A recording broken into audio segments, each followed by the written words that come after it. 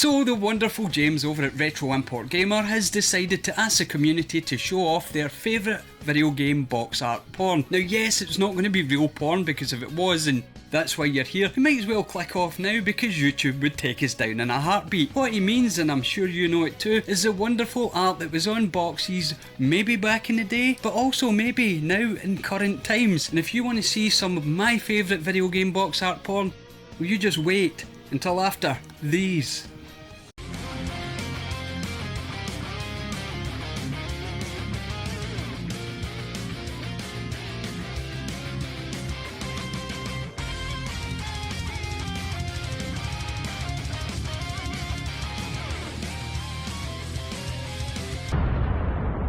Now, being of a certain age, I've had the privilege of experiencing video game box art porn from, well, almost the very beginning. And because I don't like just to jump straight into these things cold, I thought I'd show you a short history of video game box art and maybe how it's evolved over these past 4 decades. And let's start with the first video game that came boxed that I ever played, and that is Combat on the Atari 2600.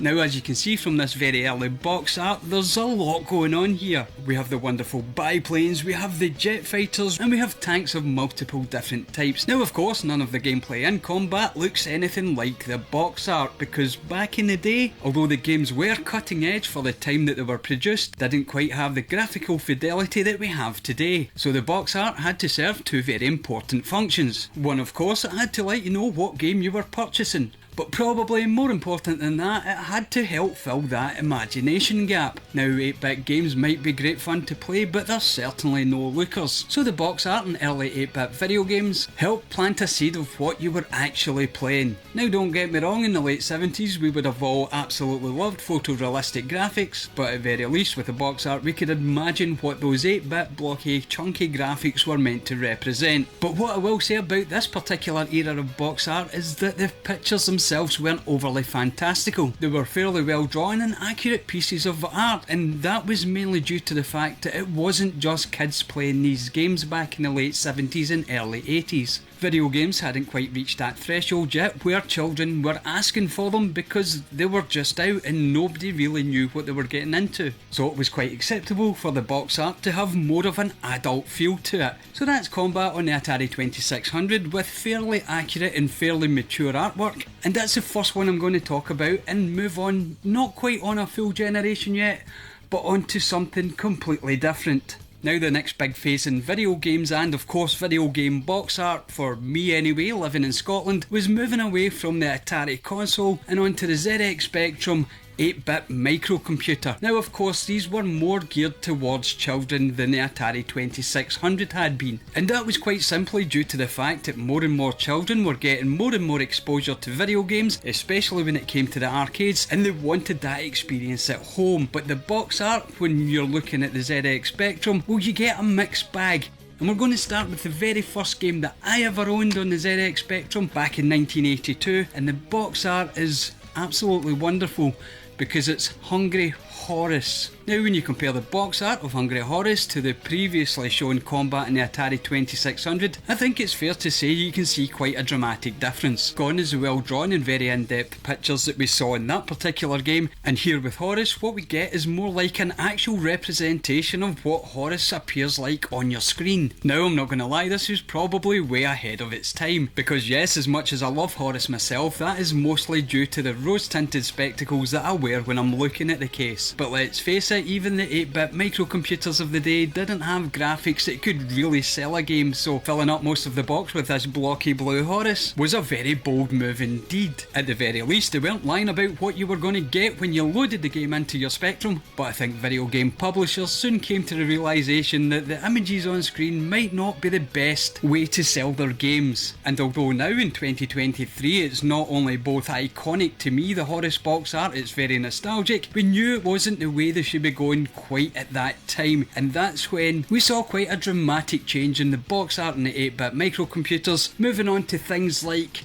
Jetpack. Now I could have picked one of many ZX Spectrum games with box art very similar to this. I did however pick Jetpack because one, it's very iconic, not only the game art itself but the game, and of course the publisher Ultimate Play the Game, who you probably know now as Rare. But as we can see from the box art in Jetpack, they did move away from trying to represent what was actually going to be on your TV screen and reverted back to that good old and tried and tested method of filling the imagination gap. Now Jetpack of course is a fantastic game. It's a game that you can even play today on Rare Replay on a Xbox One, but to sell the game back in 1983 amid all the competition that it was up against, Ultimate really did get a handle on what box art should be, what would pop out while it was sitting on that shop shelf, and what was more likely to make you pick it up over the competition it sat beside. Now of course, as iconic as the Jetpack box art is, it wasn't the only style of box art we saw in ZX Spectrum games back in the 1980s. There was another way that wasn't just showing a screenshot, or of course this wonderful bedroom art. I like to call this bedroom art because it reminds me of the drawings that I would do as a 12-year-old myself. What other box art we tended to see was mostly with the adventure games, especially the text adventure games and the like, and that is what I would like to call the 70s novel or the 70s fantasy novel box art, and we can see that in Flight from the Dark here. This artwork here wouldn't be out of place in your local bookstore, and especially not if you were browsing the science fiction and fantasy section of the bookstore. So I think what we can see from the early 8-bit microcomputer box art scene is they hadn't quite nailed down the formula yet. There was lots of different ideas going about and they were each trying to vie for place on that shelf and of course eventually onto your shelf. But let's move on now away from the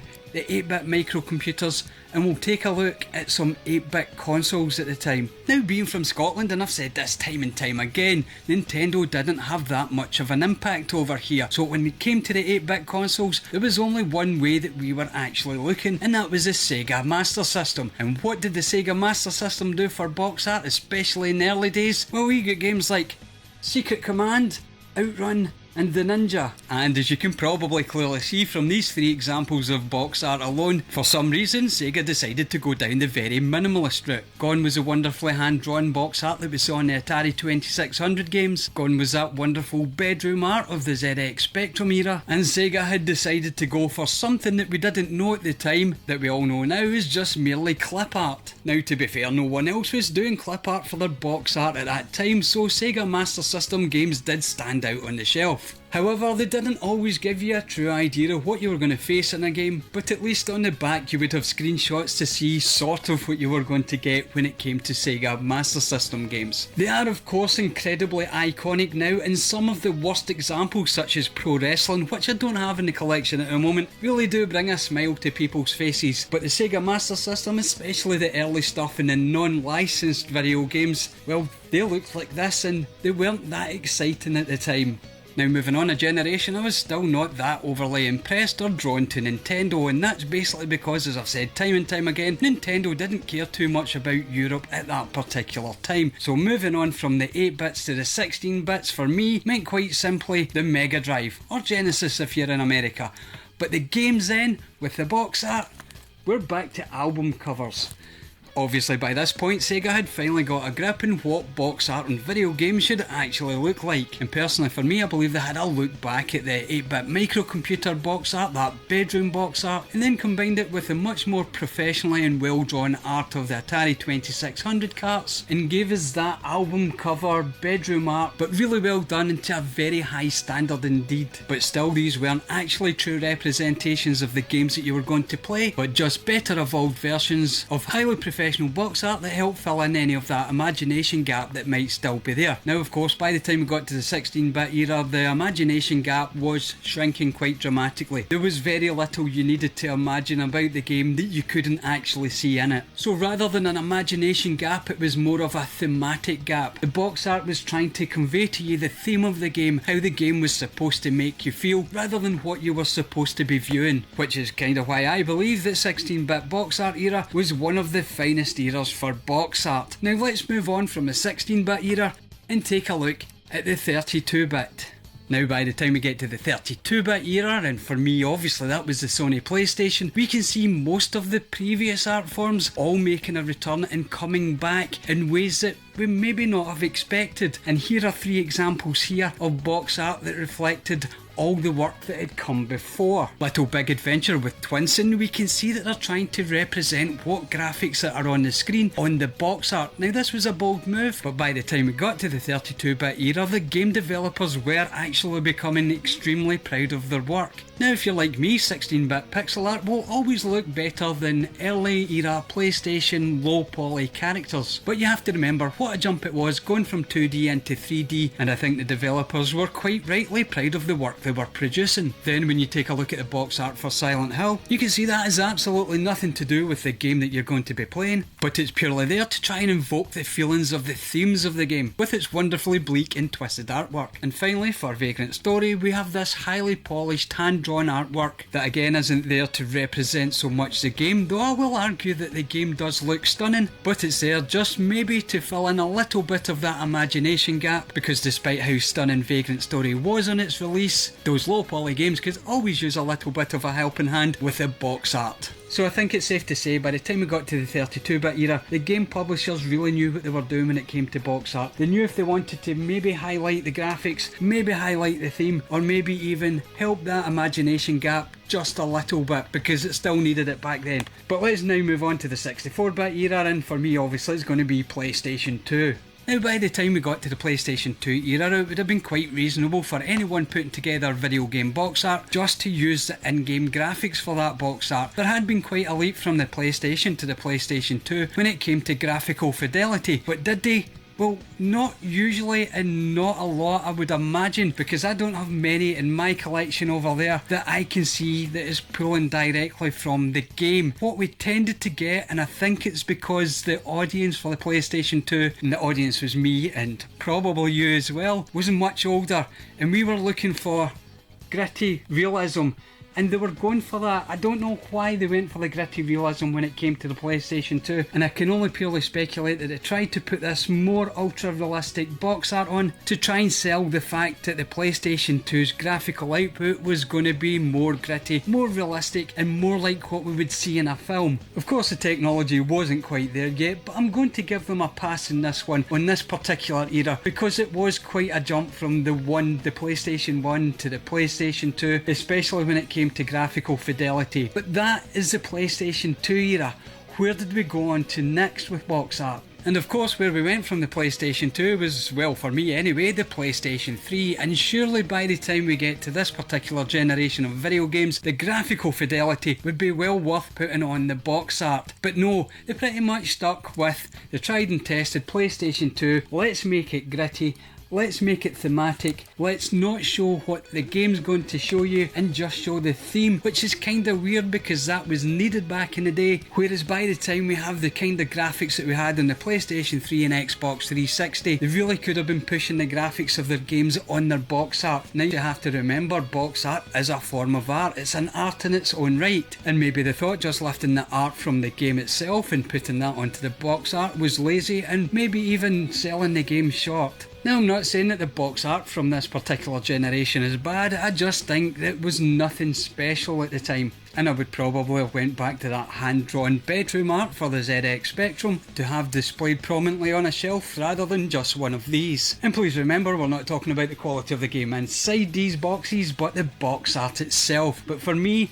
it was fairly tame, it was fairly tried and tested, and not very interesting when it came to box art back in this particular generation. Now I'm not going to talk too much about the current generations of box art that you see on PlayStation 4, PlayStation 5, Xbox One, Xbox Series and Nintendo Switch, because as far as I'm concerned it's pretty much the same tried and tested method that you get when you're looking at games from PlayStation 3 and Xbox 360 from the 7th generation, so there's no need to go on with that. What you're probably here to see now is some of the box art porn that I consider my favourite box art porn, and it's coming up right now. For me, however, the pinnacle of box art porn definitely comes down to the special collector's steelbook editions of modern games, because here we see quite clearly the same sort of dedication, the same sort of artistic merit that went into early box art and is totally avoided in the mainstream current box art, not amongst the myriad of games that set up in your local game store shelf, but produced with love on these wonderful steelbook collector's editions. And you will notice there's nothing much about the game or the graphics or sometimes sometimes even the name of the game on the steelbooks. These are mostly just works of art that are there to complement the game. And for me, despite having a lot of nostalgia for the older box art, I don't think there's anywhere better to look for box art than these modern steelbook collector's editions. But what do you think? Do you think these steelbooks are the pinnacle of box art porn, or would you much prefer to go back to the early days when everything was hand-drawn and everything looked like it was a 15-year-old in the bedroom? Which, to be fair, some of the games were made by 15-year-olds in their bedrooms at the time. But let me know down in the comments, because interaction between you and me, well, that's what makes YouTube special, and I would love to know what your idea of box art porn is. Drop it down in the comments. Thank you very much for watching as always, and of course, if you want to make your very own video and show me what box art that you've got out there, don't forget to tag in James over at Retro Import Gamer, because he started this all off. And until next time, as always, cheerio.